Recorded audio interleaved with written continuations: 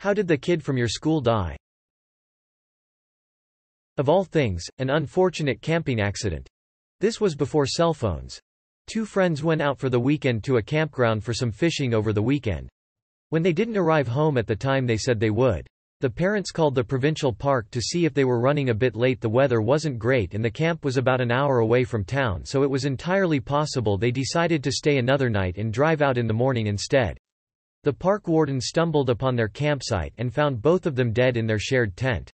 Turns out it was a cool night and they decided to run a small heater in the tent to be warm. But it was an old heater that didn't have a shut-off sensor built in. The heater ran all night while they were asleep, and since they didn't open the flaps on their tent for air circulation, because they wanted to trap the heat, the tent filled with carbon monoxide and suffocated them in their sleep. So sad. And a week before school too. Edit. Wow, I didn't realize just how sadly common this was. RIP to all who died. I have seen a lot of death in my line of work. I used to be a forensic investigator. I have seen every way to turn a person into pink goo or burned crisps. The CO poisoning cases always get me though. Just a life interrupted and ended. Everything is all there like normal, but there's dead people there. The CO cases bother me much more than fire cases or meat crayons. There was a story in Australia a few years ago. Two young boys died in their sleep. The mother was suspected to have killed them.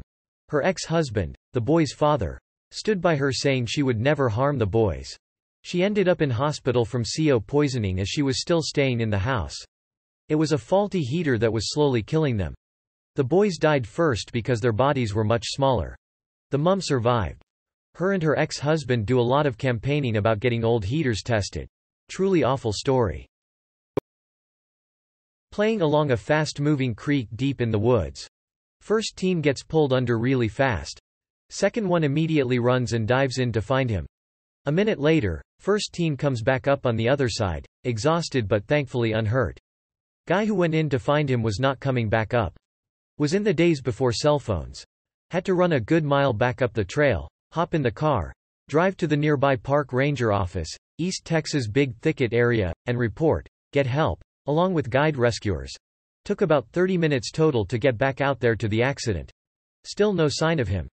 Rescue workers found that under the higher waters were tons of plant, tree debris everywhere. 2 days of removal while still trying to control fast-moving waters. His body was finally found. He had dived too deep trying to find the first friend, getting trapped under the submerged branches, without enough energy or breath to fight against the current to get out and back up. He was only 15. Fight with another kid. Got punched in the head, hit the ground, lights out. I was friends with both of them. Edit. For those asking what happened to the other kid, I don't know. I never saw him again. He was 11, which is too young for juvenile detention in California. Edit. Disregard previous. I have a shit memory and moved around a lot. Here's what actually happened and the aftermath as reference in a later article about a similar incident at the same school. In October 1998, a schoolyard scuffle turned deadly when a 14-year-old boy became involved in a fight with 12-year-old Jared Schroeder. Reports at the time indicated the fight began when the older teen, who reportedly had a reputation for disruptive behavior and had a considerable history of disruptive behavior and significant problems with authority, wanted to play basketball and grabbed a ball from Schroeder, who was playing on one of the school's basketball courts. During the ensuing scuffle, the 14-year-old struck Schroeder on the side of the head, causing the younger boy to fall to the ground unconscious. He later died from injuries sustained in the assault. The suspect in that case was eventually found guilty of involuntary manslaughter. Grade school. Rainy day. Bell rang and little girl panicked about being late, ran out in front of a school bus. I saw it happen. Grade 5. He was playing with his little brother when they found their dad's duty pistol. Little brother shot him right between the eyes. Can't imagine how the little brother feels. Was about 50 years ago. Group of kids got skunk drunk, decided to take a ride down a notoriously winding road. One guy was standing in the back of the truck, fell out as they rounded one of the hairpin curves. Didn't make it. Kid in my school was bet $100 he couldn't chug a 26 feet of whiskey. Won the bet, died an hour later. I was watching Animal House with my dad when I was younger. We reached the scene where Belushi's character is introduced as he chugs a whole thing of liquor. My dad turned to me and said very seriously, "Never do that. You could die." Well, never did that.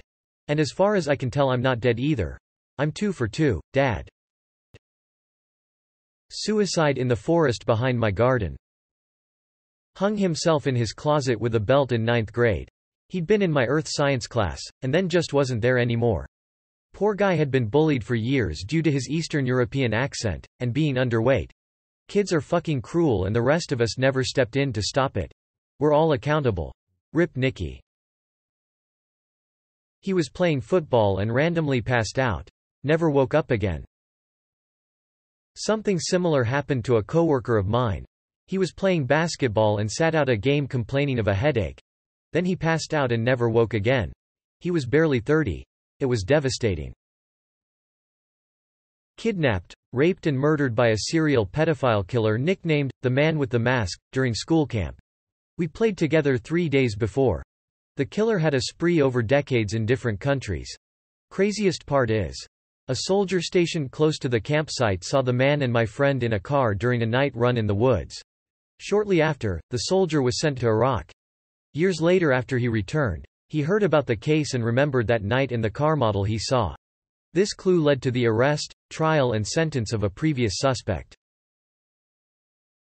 Autoerotic asphyxiation. Before the term was common knowledge. What they told us at the time was that he had hung himself. 1980. Peace out, Randy. Sorry your brother had to find you that way. Fun fact. I got suspended for 3 days for an unexcused absence attending his funeral. Fuck your school. My old school is now the filming location for Stranger Things. I've seen my locker and my parking space, and the room where I got my first French kiss. But, yeah, fuck my school. Just didn't wake up one morning. His mum found him dead in his bed. Turned out he had some condition they had no way of knowing about. Can't imagine anything worse as a parent. He and 2 friends were fucking around with a shotgun. It was loaded and killed him. One of the friends, the one holding the gun I believe, committed suicide a month or so later from the guilt. This happened with the popular senior at our high school. It was a house party and pretty much every kid there was drunk. He talked his girlfriend into aiming the shotgun at him and pulling the trigger, promising it was unloaded. His face and chest took the blast. She was fucked up for a very, very long time. His family went out of their way to make sure that her rehabilitation and anything else she needed for help was covered. His girlfriend broke up with him. He didn't take it well. One afternoon after school, he walked down to the primary school near our high school and shot himself in the head right outside the entrance. Didn't know him well, but I don't think he had all that many friends. He always had sad eyes but was very nice whenever someone spoke to him. There was the one kid in elementary school who was riding his bike and got hit by a car. The school's infinite wisdom was to reiterate the dangers of not wearing your helmet while riding a bike. Fantastic memorial. There was the guy who drunk drove into a pole to avoid a squirrel, as the surviving passengers put it. But the hardest one to think about was my kindergarten classmate. She survived, but her baby sister was killed in the Oklahoma City bombing. Hit by a drunk driver while in a car with 4 people. W's ejected 30 feet from the backseat. Monts got up, walked to a burning car, actually ripped the door off, pulled out all 3 other people and dragged them 10 to 15 away, then collapsed. Succumbed to his injuries at the hospital later, apparently had a broken femur, collarbone, wrist and arm, amongst other things. The other 3 only had minor injuries, and the car exploded like 3 to 5 minutes after he pulled them out. Dude was actually a hero. No one saw any of this, by the way. The drunk driver called the cops when he woke up. The cameras in front of the school caught most of it. Like 5 of them died of drunk driving accidents, 3 of them at one time. Little redneck school in the middle of nowhere. Apparently people seem to think drinking and driving is the only way to have fun. I don't think anyone I went to school with is dead yet, but I know one of my old classmates is on death row in Florida, so that's gotta count for something. He killed a young kid after moving down there. He alleged that his girlfriend cheated on him with the kid, but what he did was brutal. Shot the kid, broke his legs, cut him up after he died, burned and disposed of the remains in a quarry. 3 people died shortly after graduation in a head-on collision with a semi-truck. Edit. Since I've had a couple people ask. This was in northern CA. Sacramento area. Edit again. Upvote you. Mgenerix's response to this comment to visibility.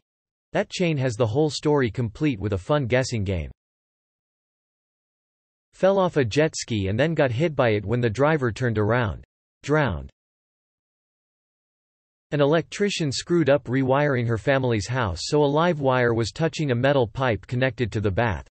Her mum was wearing rubber work boots when she filled the bath so wasn't electrocuted, but she must have accidentally brushed against the tap or gone to add some more water while submerged and was killed instantly. We lived in a very small town where everyone knew each other, so it really rocked our community. She was in the grade above me, so would have been around 10 to 11. She was in the 5th grade and needed a blood transfusion. Her parents were Jehovah's Witnesses and refused the procedure. I don't know what condition she had, but she died due to lack of medical care. Try making sense of that at 11 years old. Massachusetts, 1995. Self-inflicted shotgun to the head. She was mercilessly bullied throughout school. Junior year of high school and it was too much. The school and diocese consistently turned blind eye to bullying and other disciplinary complaints towards children from priority families. The priest had the audacity at the funeral to talk about the selfishness and sin of suicide. And nobody got up to punch the motherfucker? This was the 90s in Middle America, and in this community no one questioned the church. Glad I quickly moved on. This one guy at my high school tried asking out this girl. The girl's brother and a group of his friends jumped him, did some unspeakable things to him, and the entire school found out about it. He was missing from school for months because he was in the hospital. Eventually he came back to school, but people stared at him. It must have ate away at him because during the summer, his family went on a cruise and the guy jumped off the cruise ship and drowned.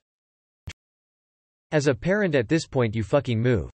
Nothing could make me keep my child in that community after that. Wrestling team bully with anger management issues punched an elderly man in a road rage incident, and the elderly man shot him dead and was acquitted as it was deemed self-defense. Older student broke into the chemistry lab, joking around with his friends, sniffed some chemical that I can't remember. I was at my break and just heard the sirens. Got his head blown apart with a shotgun by another kid from my school. In childbirth she was just 14. In grade 11, a kid in my class died in a motorcycle accident. His cycle slipped, and he got hit head-on by a semi in front of his parents. He wasn't popular though, so when it happened, it was just a quick announcement at the start of class, and then life moved on. Several weeks later, a popular kid was drinking and driving and was in a near-fatal accident of his causing. That was a week-long tragedy in the school. Even the fucking teachers joined in. Fuck CHSS. In high school, a girl in the year ahead went missing. There were flyers posted for volunteers to help search for her. It was understood that she wasn't the type to run away. Her mom was out of her mind with worry. A few weeks later, her stepfather was arrested. It seems he'd sexually abused her, and then switched from her to her little sister. She threatened to tell, and he murdered her. Then he drove her body out somewhere to dump it, with her little sister in the car. She was too traumatized to remember much. Apparently, he put her body in a dumpster, and it ended up in a landfill somewhere. They got a confession out of the guy by putting him in Genpop and letting the other prisoners know what he was in for. He lasted less than 2 days. Her name was Debbie Moberg.